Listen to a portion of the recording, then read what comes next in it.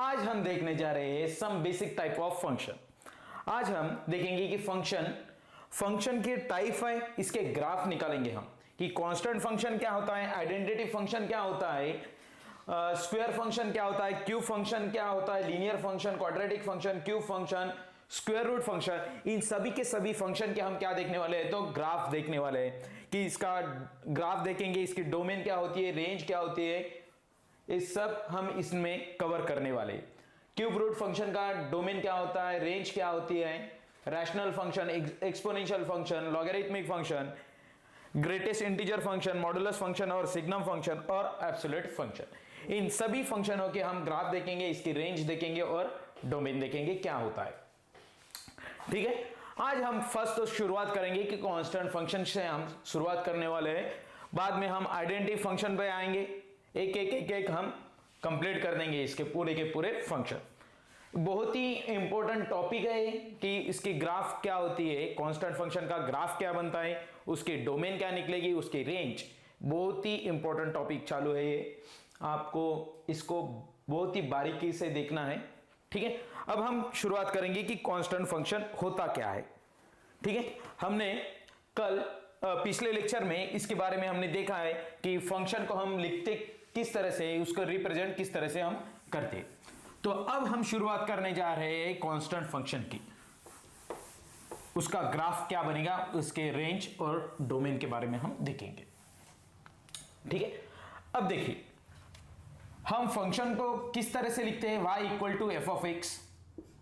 इसके पिछले वाले वीडियो ने हमने जब इंट्रोडक्शन देखा था उसमें देखा था कि फंक्शन को किस तरह से हम रिप्रेजेंट करते हैं, y equal to f of x. Okay, अब देखिए यहां पे गौर कीजिए कि x क्या होता है, हमारा इनपुट होता है। क्या होता है, इनपुट, और a क्या होता है, इनपुट, और y क्या होता है हमारा आउटपुट। मतलब f ऑफ x क्या होता है हमारा आउटपुट, और जिस x क्या है हमारा इनपुट। अब कांस्टेंट फंक्शन क्या बनेगा, y equal to f of x equal to k, और k क्या है हमारे पास, k equal to constant. k क्या है हमारे पास, कांस्टेंट वैल्यू है। ठीक है, अब देखिए इसमें आप इनपुट कुछ भी दीजिए, इस यहां पर आपको क्या मिलने वाला है, ये कांस्टेंट वैल्यू ही मिलने वाली है। वो कौन सी, तो k या 2 हो सकता है, k 3 हो सकता है, या k 4 हो सकता है। यहां पर देखिए आप इनपुट क्या क्या दे सकते हो, यहां पर ऑल रियल नंबर, सभी के सभी आप कुछ भी यहां पर इनपुट दे सकते हो। रियल नंबर का हर एक function from set A to set B. यहां पर देखिए ए में कौन से वाली, ए से क्या आएगा, इनपुट, सेट ए में से क्या आने वाले, इनपुट। अब इनपुट आप देख क्या सकते हो, यहां पर आप इनपुट 2 भी देख सकते हो, -1 -2 -3 1.2 1.5। यहां पर ऑल रियल नंबर आप यहां पर इनपुट दे सकते हो। मतलब इसका डोमेन क्या बनेगा, रियल, और कोडोमेन भी क्या है, तो रियल। अब देखिए कोडोमेन क्या है, रियल। आप यहां पर इनपुट दे रहे हो, यहां पर इनपुट मतलब x की वैल्यू डाल रहे हो यहां पर एट x इक्वल टू 0। आप रियल नंबर में से कौन सा भी यहां पर इनपुट दे सकते हो।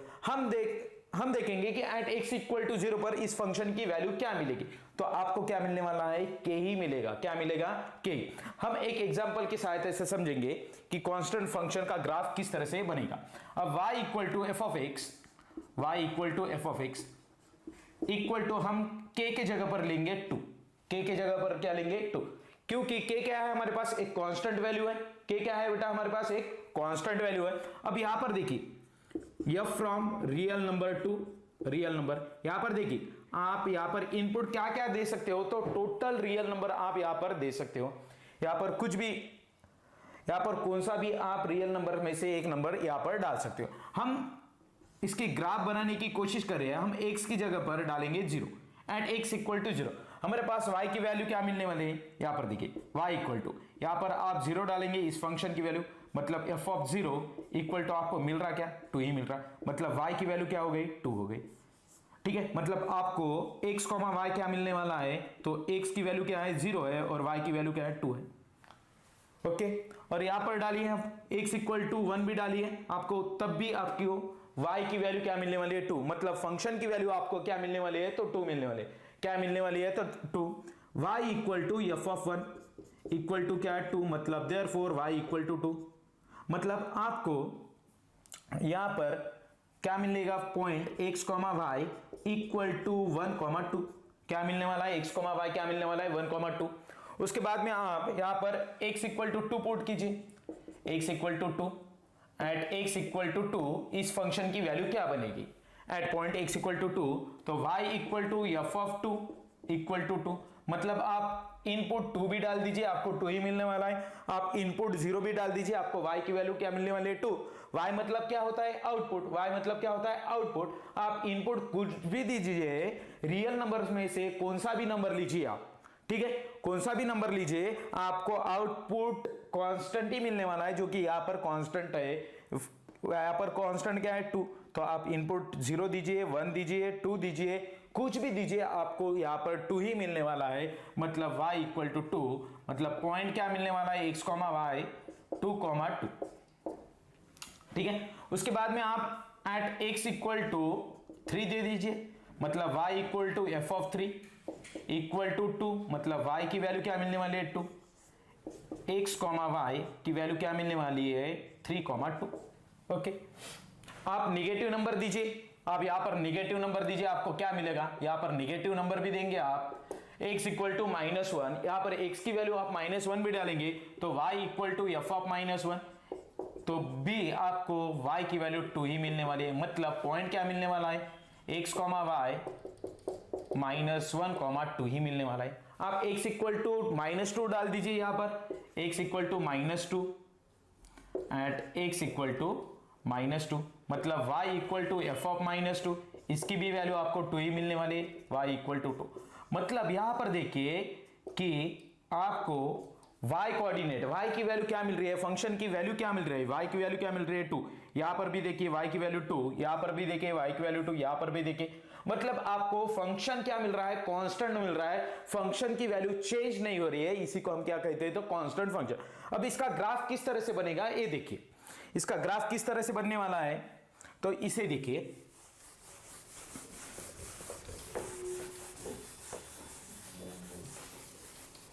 अब यहां पर देखिए कि इसका ग्राफ किस तरह से बनने वाला, 0,0 1 2 3 4, ओके, यहां पर क्या आएगा 1 2 3 4, इस तरफ -1 -2 -3 -1 -2 -3 -4, ओके।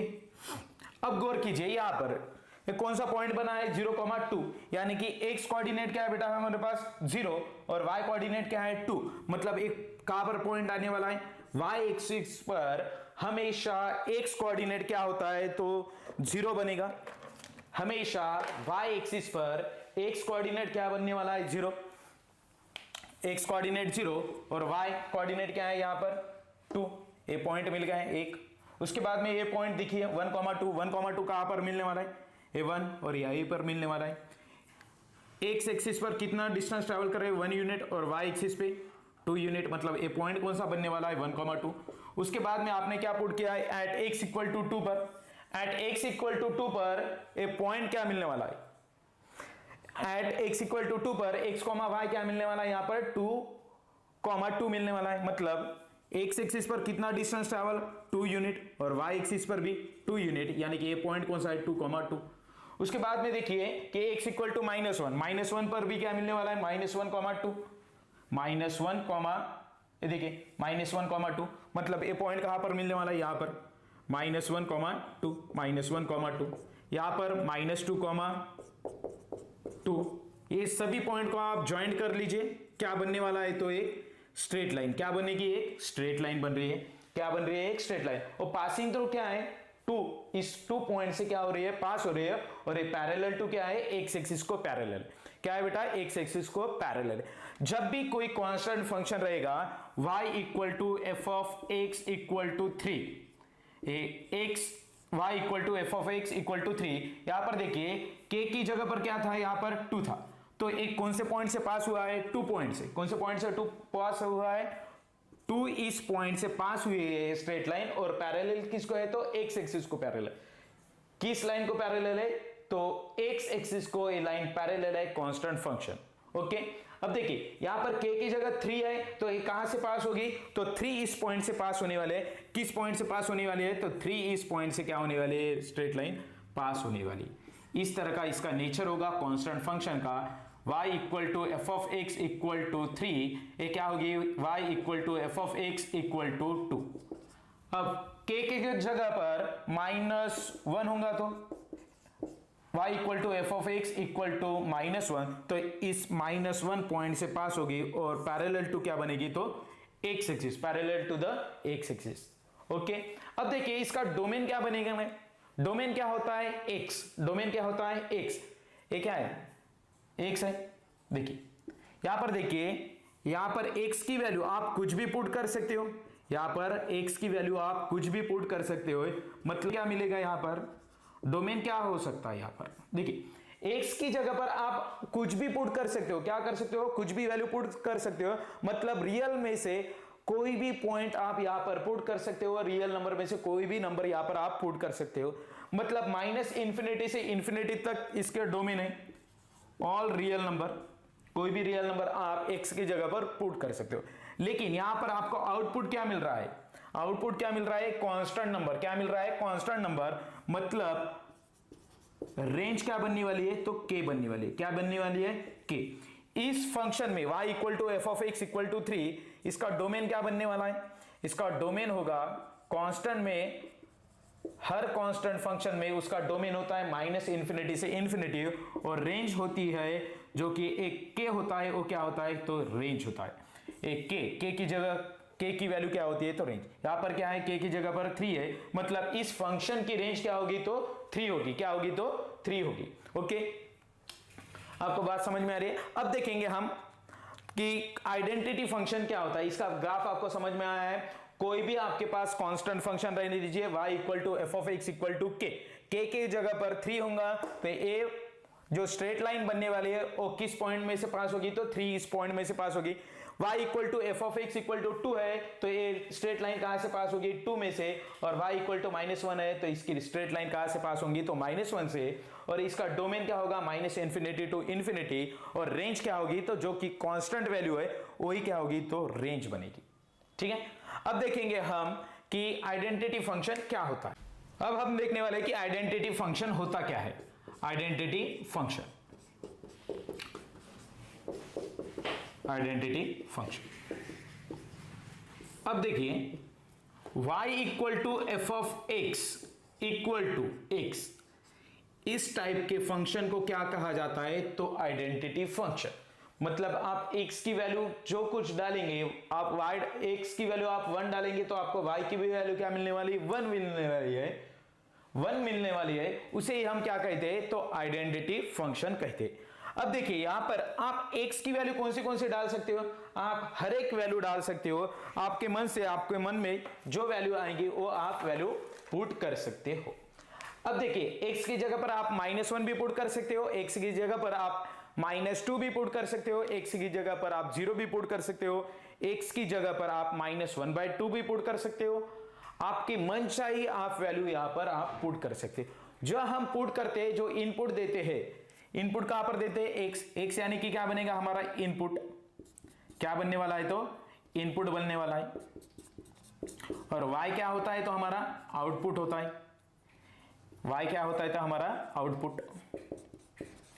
ओके, आप x की जगह पर 1 देंगे, एट x इक्वल टू 1, तो आपको y की वैल्यू क्या मिलेगी, y equal to f of 1 equal to 1, मतलब y की वैल्यू क्या मिलने वाली है, 1, मतलब फंक्शन की वैल्यू क्या मिली है, हमें 1 मिली है, मतलब कौन सा पॉइंट मिला है, x, y इक्वल टू 1,1।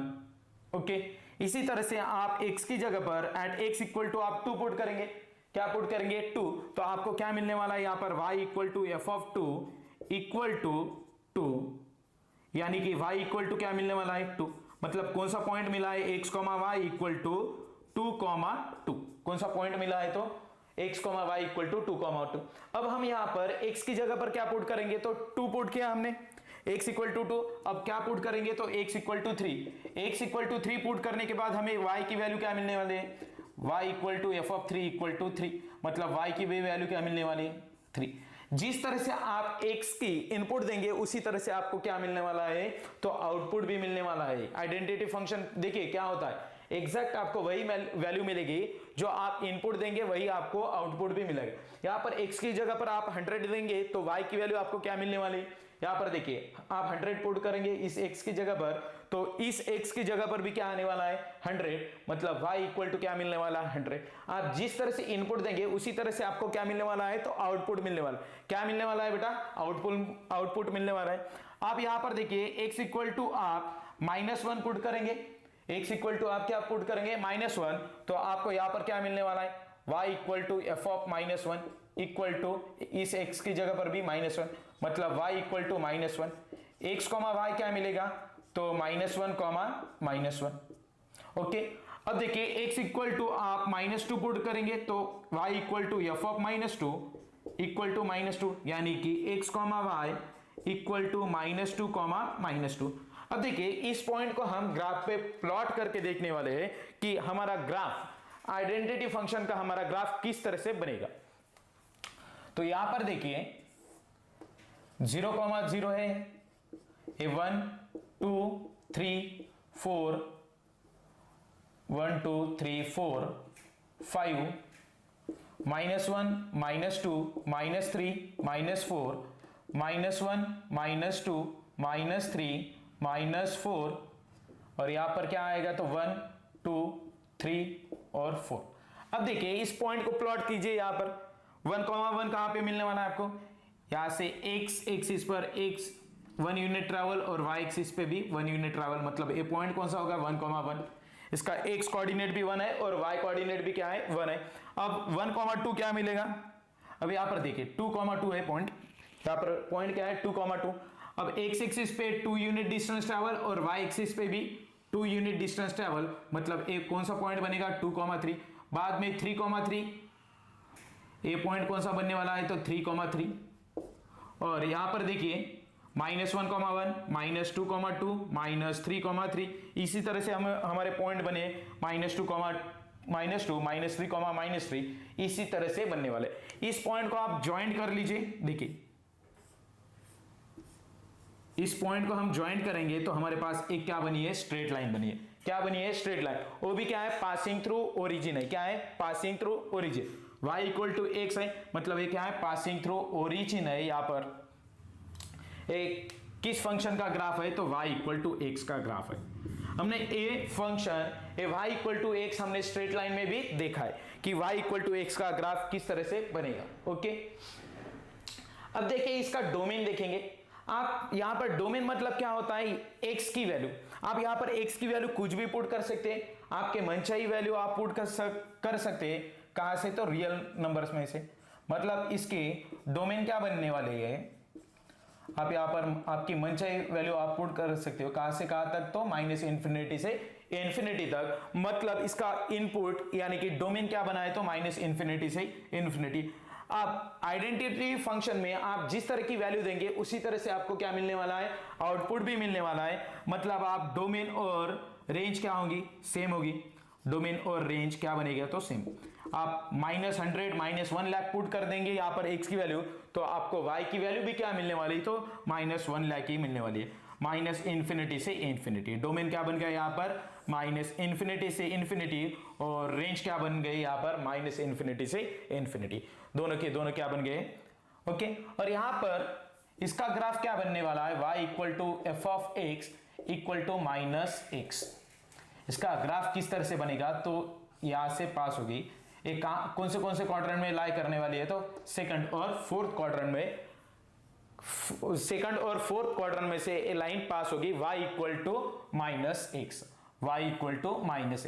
इसी तरह से आप इसके भी पॉइंट निकाल सकते हो। तो एक graph a y equal to -x ये फंक्शन कहां से पास होने वाला है, तो सेकंड और फोर्थ क्वाड्रेंट से पास होने वाला है। और यहां पर देखिए y equal to f of x equal to x, यानी कि y इक्वल टू x ये फंक्शन कहां से पास होने वाला है, थर्ड और फर्स्ट क्वाड्रेंट में से ये पास होने वाला है। और पासिंग थ्रू क्या है, तो ओरिजिन है। कहां से पास होगा, तो ओरिजिन। हमने और यहां पर देखिए गौर कीजिए, यहां पर कितने डिग्री का एंगल बनेगा, तो 45 डिग्री का एंगल बनने वाला है।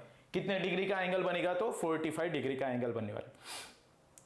ओके, क्योंकि यहां पर देखिए हमने स्ट्रेट लाइन में देखा है y इक्वल टू एक्स, ये क्या है फंक्शन कौन सा है, y इक्वल टू एक्स, और हमने क्या देखा है y equal to m x. ये कहां से पास होता है, ये स्ट्रेट लाइन है, ये कहां से पास होने वाले है, तो ओरिजिन। यम फॉर क्या होता है, स्लोप होता है, यम फॉर क्या होता है, स्लोप, मतलब यहां पर यम की वैल्यू क्या है, 1 है, यम की वैल्यू क्या है 1, स्लोप क्या होता है तो tan theta, m equal to क्या होता है tan थीटा, और थीटा इक्वल टू क्या बन जाएगा tan इनवर्स ऑफ 1। यहां पर देखिए थीटा की वैल्यू क्या बनने वाली है, कौन सी किस तरह की थीटा की वैल्यू होगी, जब हम यहां पर पुट करेंगे तो आपको tan थीटा की वैल्यू 1 मिलने वाली है, तो थीटा क्या बन जाएगा यहाँ पर π/4, क्या बन जाएगा π/4 tan इनवर्स ऑफ 1।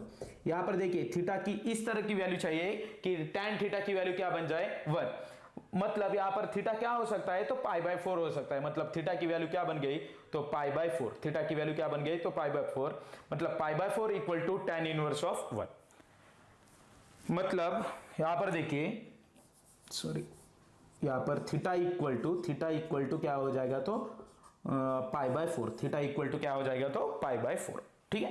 यहां पर थीटा कितना बनने वाला है तो 45 डिग्री वाला, मतलब यहां पर इस लाइन में कितने डिग्री का एंगल बनेगा तो 45 डिग्री का एंगल बनेगा। और डोमेन क्या बनेगी आइडेंटिटी फंक्शन में, तो डोमेन बनेगा -∞ से इन्फिनिटी, और रेंज बनेगी -∞ से इन्फिनिटी। इसके बाद में हम देखेंगे कि इसके बाद में हम देखने वाले हैं कि स्क्वायर फंक्शन क्या होता है, स्क्वायर फंक्शन क्या होता है। अगले लेक्चर में हम देखेंगे कि स्क्वायर फंक्शन क्या होता है और क्यूब फंक्शन क्या होता है, मतलब y equal to x square का ग्राफ देखेंगे और y इक्वल टू हम एक्स क्यूब का ग्राफ देखेंगे, ठीक है। अब हम अगले लेक्चर में ये दो फंक्शन कवर करेंगे। ओके बेटा, आपको ये बात समझ में आई होगी। अब हम अगले लेक्चर में देखेंगे थी एक्स स्क्वायर का ग्राफ और एक्स क्यूब का ग्राफ। यदि आपको हमारा वीडियो पसंद आता है तो हमारे चैनल को आप लाइक कीजिए, शेयर कीजिए और सब्सक्राइब कीजिए। और हमारे इस लेक्चर की आपको हैंडराइटिंग नोट्स चाहिए होंगे तो आप हमारे टेलीग्राम चैनल पर आप ज्वाइन हो जाइए, ठीक है। और हमारे डिस्क्रिप्शन में हमारे चैनल की लिंक दे वाली है।